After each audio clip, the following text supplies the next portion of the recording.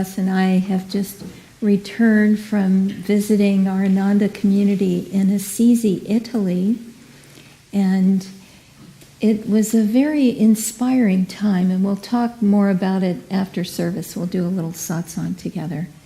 But the conference was all about Kriya Yoga, which is the highest meditation technique of our path. And we had Kriyacharyas, Kriya teachers from America and Europe and India all coming together and giving many, many days of classes about the subtleties and the application and the depth of Kriya Yoga. And for those of you who are Kriyabans and have the technique, these tapes, these videos of the classes will be available, and I hope you all will look at them. They're very good. I have another announcement, which is that my little 90-year-old mother wrote a book. First-time author at 90. And it's called, Simply Put, How to Make a Connection with God. And it's full of Bible quotations, a little bit of commentary, and it has illustrations of angels throughout because she loves angels. And words of encouragement, some simple meditation and visualization techniques. But we finally got some copies of the book, and they're in the boutique today if you want to take a look at that. It's so endearing that my little mother would do that. So cute. So, today we're talking about the carping spirit. Krishna, the Lord, says to Arjuna, the spiritual aspirant, "To you who are free of the carping spirit, I now reveal wisdom sublime." Now, if we want that liberating wisdom that takes away all the pain, all the sorrow, all the grief, all the suffering of this world, if we want that liberating wisdom, if we want that sublime experience, we have to eradicate the carping spirit from our lives. So what exactly is the carping spirit?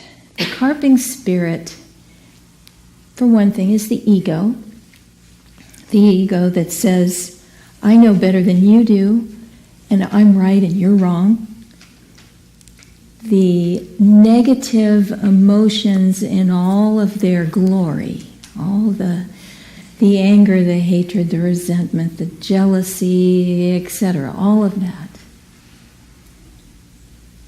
And that particular tendency of the mind that wants to criticize, wants to find fault, that tendency that wants to gossip, talk about other people negatively, and look for the flaw, look for the worst in people. That's all of that together is the carping spirit.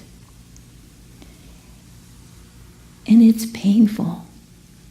It fills the mind with static. It eats away at the heart. The carping spirit is painful, and it is unhappiness itself. But we cling to it because we think, well, I'm right, and I have all these negative emotions, and I like to criticize. It gives me a little bit of relief from all the pain that I feel. So we cling to that. And the other insidious thing about the carping spirit is that it perpetuates itself. Because when we have negative thoughts and we have negative feelings, they have a magnetism. And that magnetism draws, can you guess? More and more misery. It's a terrible cycle to get into. And we have to learn to let it go. And how do we do that? How do we get rid of the carping spirit? Well, the most important thing is what this reading tells us today. We have to become like little children. Receptive, simple, open and trusting in God. Arjuna, in another place in the Bhagavad Gita, says to Krishna, I am thy disciple. Teach me. You can feel in those words that he doesn't have the static of the carping spirit in his mind. He doesn't have the negative emotions chewing at his heart. There is no resistance.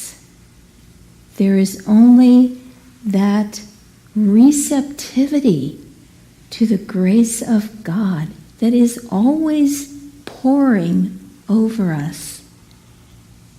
If we would just get rid of the static and tune into it, it's always there, waiting, like a weightless waterfall, pouring over us, wanting to give us uplifting light and grace.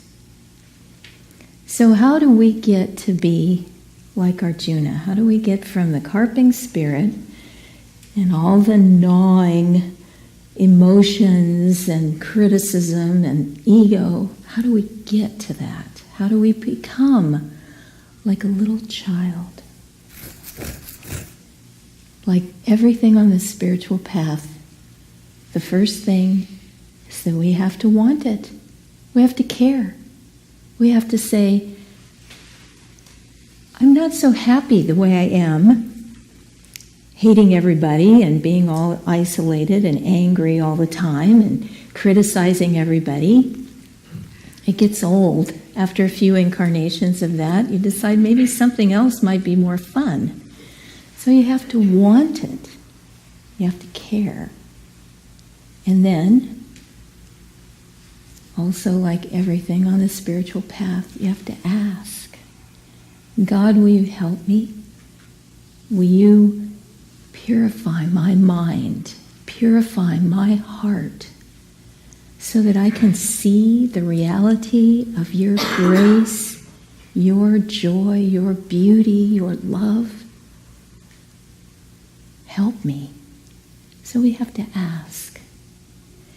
And we have to hold ourselves open to receive that grace and not hide any corner of our consciousness.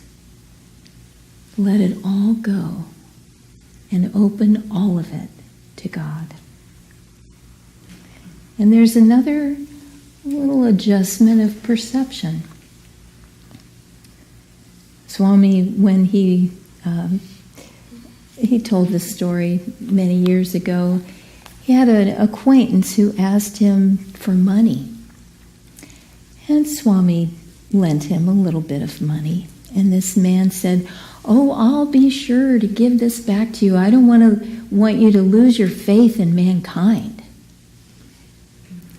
And Swami said, if I had ever had faith in mankind, I would have lost it long ago. I put my faith in God. People, things, circumstances. We love someone and they betray us. We believe in the stock market and put all our money there and it crashes. This world disappoints us. We have to get to the place where we are so centered and connected to God and trusting in God that it doesn't matter what happens outwardly, because we aren't susceptible anymore to being disappointed. Can you imagine that state of being? No matter what happens outwardly, no matter what friend cuts you off, no matter what stock crashes, no matter what horse wins the race, you are happy. Like this beautiful affirmation, joy doesn't exist outside myself, but within. And we can choose to have that consciousness through the practice of meditation and Kriya Yoga. We can become so joyful, connected with God, and centered within that nothing else will steal our happiness. So which would you rather have? Fear, pain, or joy? It's always our choice.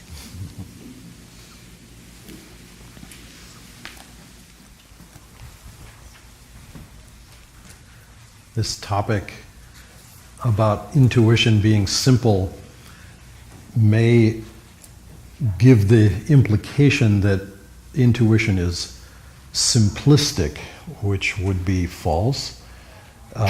Intuition being simple means that it very simply and very clearly sees and understands the truth of something. This trip that Nirmala was alluding to Italy and Spain recently, that we just got back from last Tuesday night, gave confirmation to something that we had realized some long time ago probably, but it comes again when you go out of your place of familiarity, being this country or this, California. You encounter other languages, you encounter other ways of looking at life, and you're going to be in situations where you don't understand the words that are being spoken. They come at you too fast. Even if you understand the language, I mean, we both understand some Italian and some Spanish and even a little hint of Russian here and there. But when it's coming in real time, at, kind of rapid fire pace that people are, expressing vigorously, there's this tendency of the mind to do, it reminds me of a t-shirt that a friend of ours in India wore years ago, for those who are familiar with the Microsoft operating systems. The t-shirt had 3 buttons on it, 3 like keys on a keyboard: Control, Alt, Delete. And for those who know the password of what that means, that reboots your computer.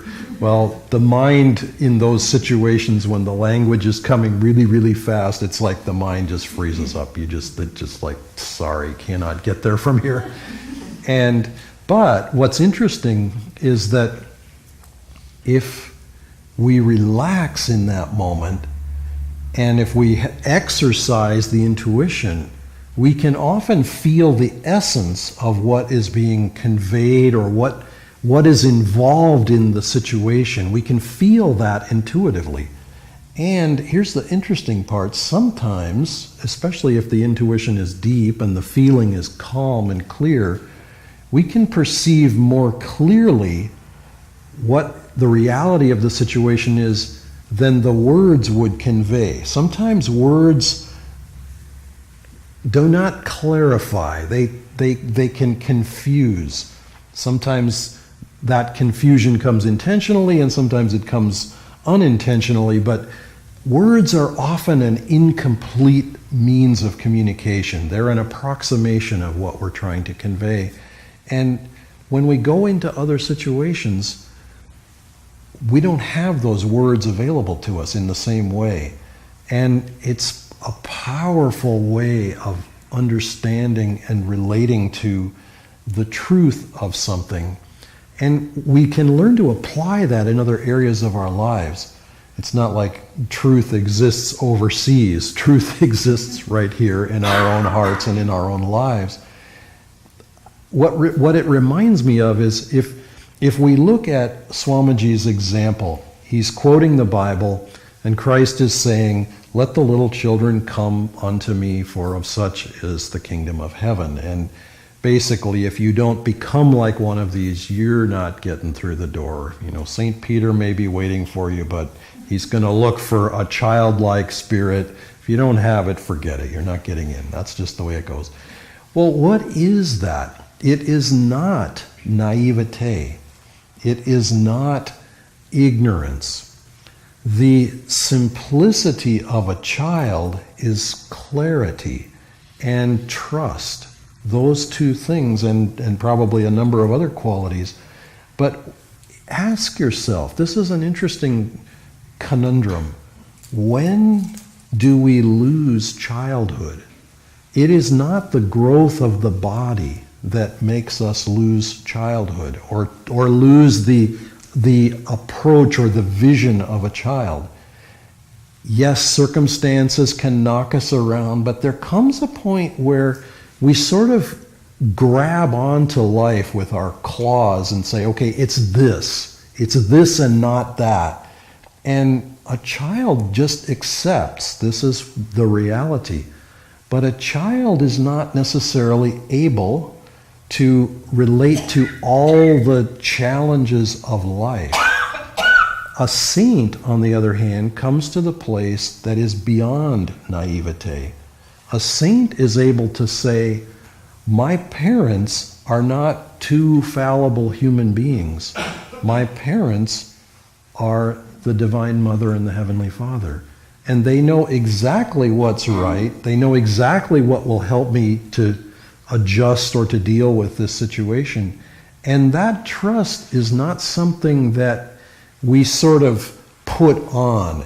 It's not a kind of a forced grin where it's like the face is going to crack and all the pieces will sort of fall off and reveal whatever the horror is behind it.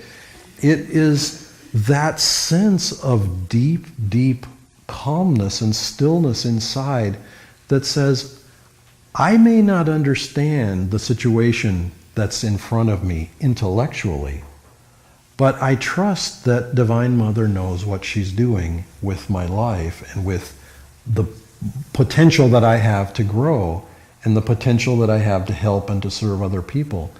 And it's just amazing to see what can happen in that. We got to watch Swamiji go through many, many situations in life that were challenging in one way or another. And from illness to difficulty, I'm thinking of when we were first in India with Swami, we all had tourist visas, which meant that we were limited to 6 months of time in India, and then we could go out of India and get a stamp in the passport and come back into India and get 6 more months of time in India. Well, okay, that sort of worked on one level, but it wasn't sort of technically appropriate. I mean, we were not tourists in India. We were actually doing conscious work, trying to serve people. Well, the process of getting the proper visas was this elaborate, complicated scenario. And Swamiji was not of an age where he could just sit in these offices. I remember there was an office that was not a whole lot bigger than this dais that I'm standing on. There were probably 50 people inside that office, and it was hot. It was not an air-conditioned office, and we spent the entire day in that office waiting to get up to the window, only to find out that we didn't have the right papers, and we had to come back tomorrow and do it all over again. And that, you run into that kind of situation. We could not put Swami through that. He wouldn't have lived through it necessarily.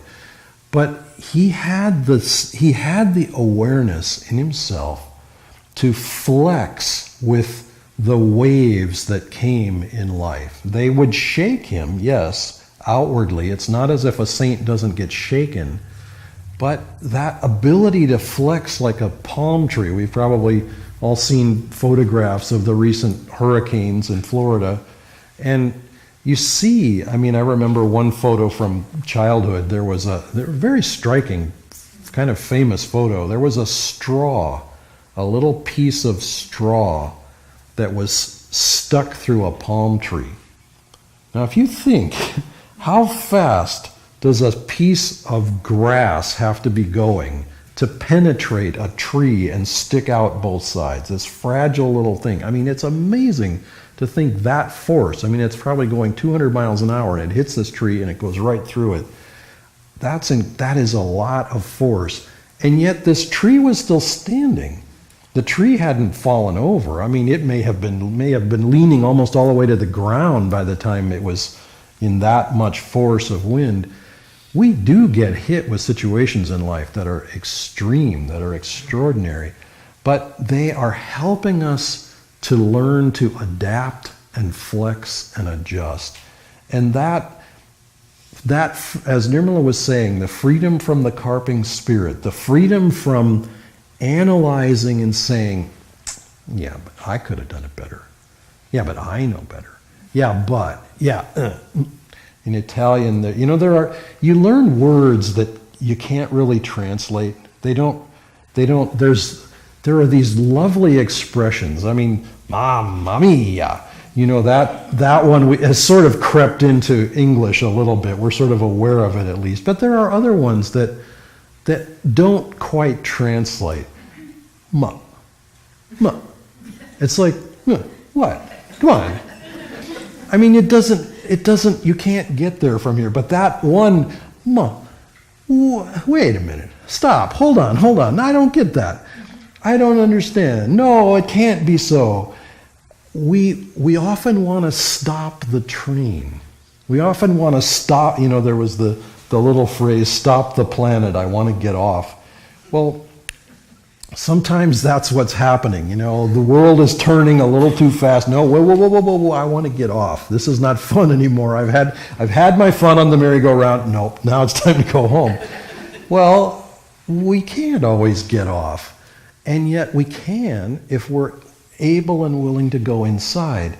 And that willingness, that ability to find the intuitive side, it takes practice. It takes getting into those situations that push us out to the limit, out to the edge, trying to understand other points of view, trying to understand what is the broader sense. Because the carping spirit always narrows it back down to ourselves. No, but this, I'm familiar with this. This I understand. With white knuckles, we're gripping the steering wheel of life, saying, no, it can't, I'm not going to let it go. And life is saying, loosen your hands. That steering wheel needs to move a little, okay? Don't grip it so tight. And when we learn to be able to do that, then we flow with life. And it's not as if we don't get tossed around a little bit, but we learn to flow with it in a more flexible way, and we learn joy, we learn love, we learn that these are not foreign, that they're not outside of us, that they're not something that people can steal from us.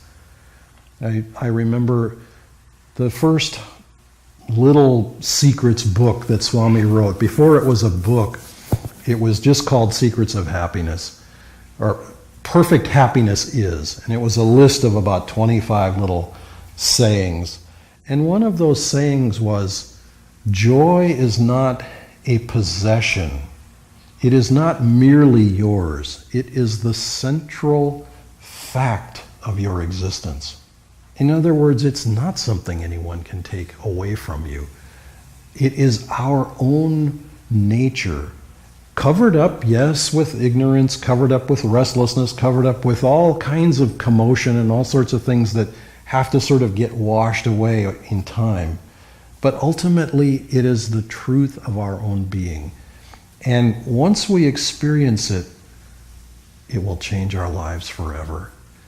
On this trip, we had the blessing to see and be with friends that we've known, in some cases 30, 40, 50 years, there are saints. And I know in our Western context, we hear the word saint and we go, oh, I don't know. Show me. I was born in Missouri, so I can say I'm from Missouri. Show me. Well, I think probably that's the most important reason that I was born in Missouri, is so I can say, show me.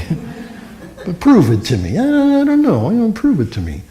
But we, in a sense, we magnetize that capability, that potential in each other when we relate to each other as saints.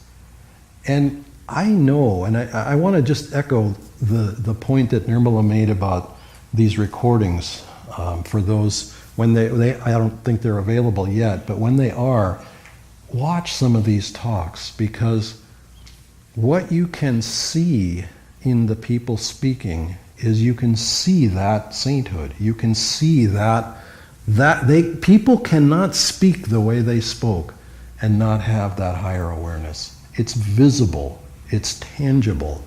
And there was a power in this trip that the only comparison, and it's not fair to make such a comparison, but the only comparison that I can make is that it was like being with Swami. There was enough magnetism. It's the first time that I'm aware of that there were 25 Kriya teachers all in one place. That's never happened before that I'm aware of before, and it'll happen again in the coming years. But very, very special to be around hundreds of people doing this and experiencing it, and the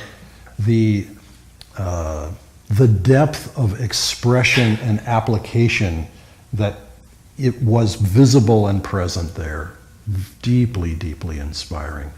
So that potential of intuition, of joy, those are our very own.